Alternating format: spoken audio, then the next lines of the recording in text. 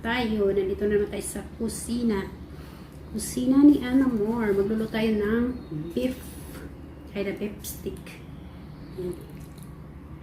Beef siya, beef. Ito yung mga ingredients ng lulutuin ko.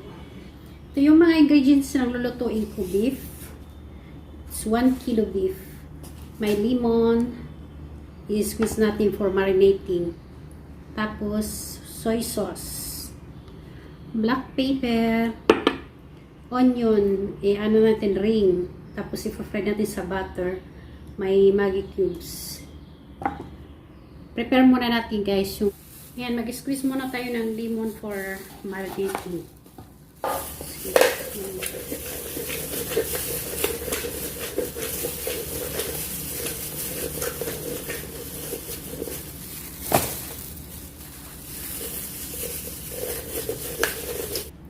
Yan guys, tapos ko na i-squeeze yung lemon. Ilagay natin dito sa bowl para magpalit na tayo. Natin ubusin yung lahat ng lemon. Yung soy sauce. Lagyan natin ang black pepper.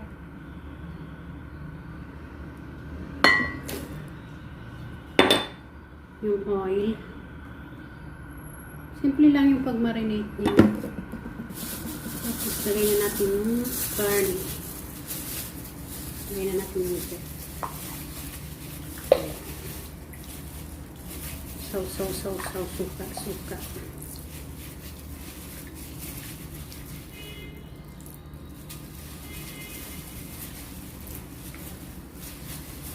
Mas masarap to pag i-marinate siya at least 24 hours overnight pa.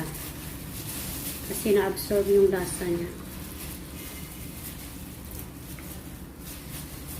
Mas masarap to pag i-marinate siya at least 24 hours overnight pa. Kasi na-absorb yung lasa niya. Lagyan din natin ng salt, mga half teaspoon lang kasi may soy sauce na siya. Para hindi mag-alat. Ayan.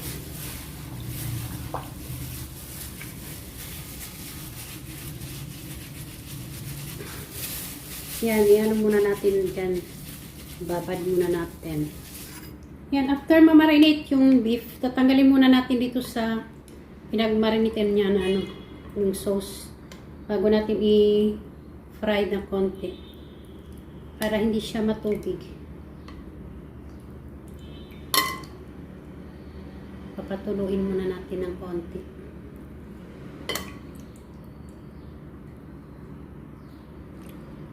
Sa sala-sala. Yan, sino ang may sala?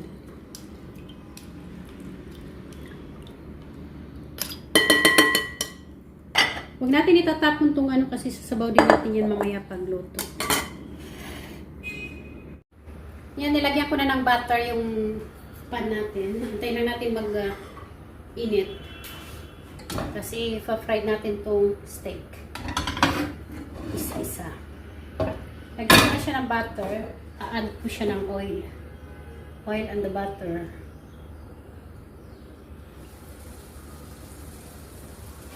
Ayan, nausok na siya. Pa-fried muna natin bago siya iluto. Parang pan-fry lang ito.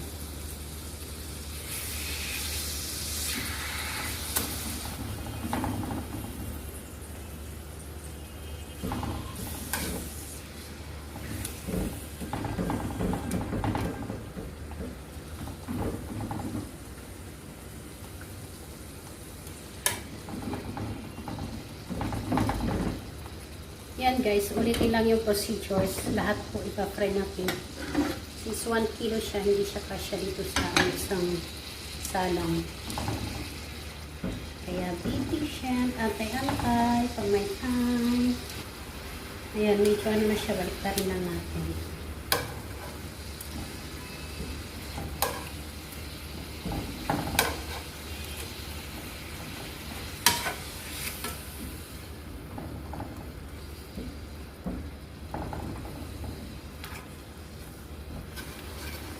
Yan, okay na kabilaan niya. Pwede na siyang hangulin.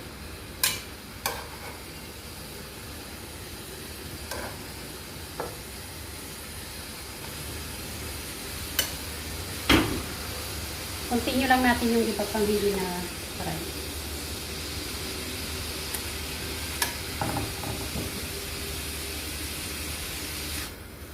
Ayan guys, ano na siya. Tapos ko na i-fried lahat. Ito, binalik ko na yung ano natin, lutuin pa more.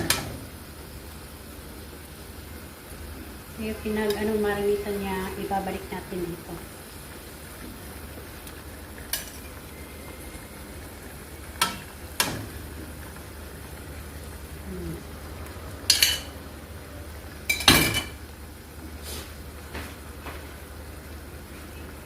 Ito yung sauce na pinagmarinitan niya kanina. Ilalagay natin dyan. Lulutuin natin siya hanggang maging konti na lang yung tubig niya. Tapos para maging well done din.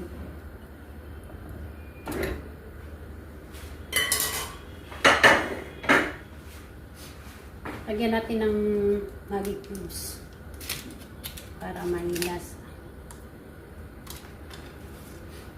Yan, takipan lang natin siya para maluto. Update you later guys.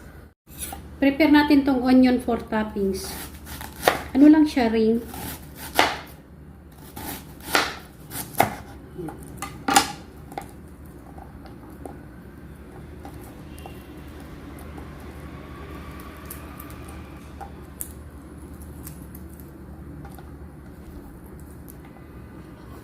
Yan, ipa-fry ito natin sa butter. Ito yung butter niya.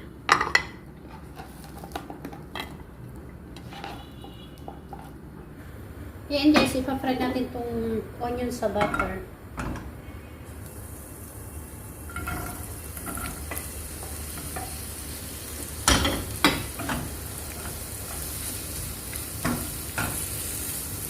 Umami yung tubig. Pero kailangan natin yung tubig maubos. Kumbaga hanggang matanggal yung tubig sa luto.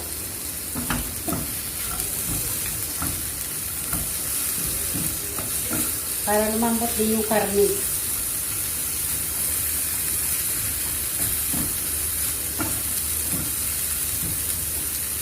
Lagyan natin ng konting soy sauce para magkakulay.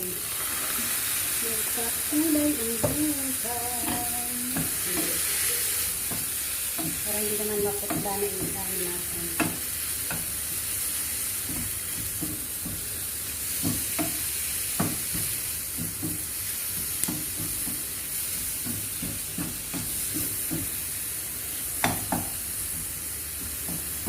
Yan guys, ganyan lang ang simple as that. Huwag lang i-overcook. Lalagyan ko siya guys ng brown sugar para yung asin niya at saka tamis. Mga 1 spoon lang. 1 spoon, full. Ganito. Ano to? Brown na brown siya. Brown sugar.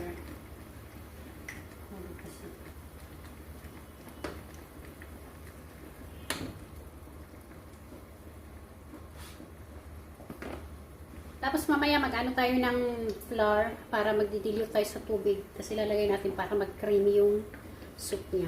Yung sabaw. Later, guys. Ayan guys, nakunaw ako ng cornstarch dito sa sasalain ko siya para siguradong walang buo na ilalagay dun sa tubig. Sa sauce ng steak. Kasi pangit pag may buo-buo, parang napuputi-puti siya. Ang daming buo. Ayan, wala ng buo.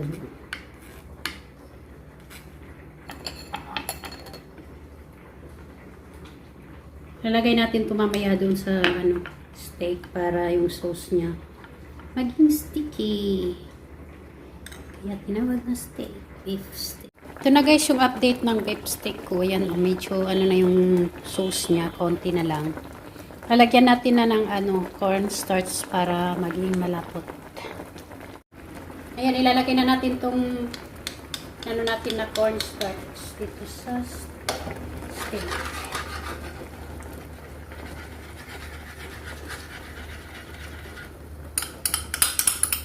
Para maging yummy yung sauce. sabaw niya.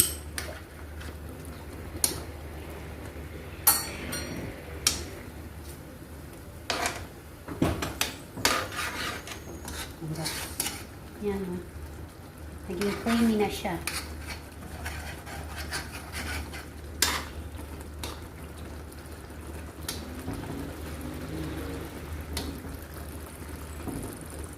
Off na natin. Ilan yan.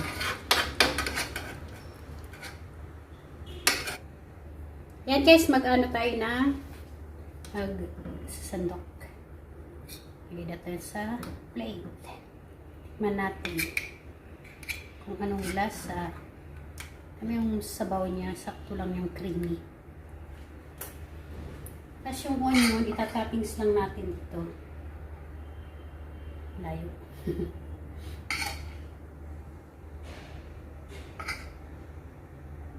Yan o. Ito na guys yung ready, ano na, yung luto kong beef steak. Ready to serve na siya. Kain tayo, kain. Thanks for watching guys. See you in my next video. God bless us all. Thank you po. Bye-bye.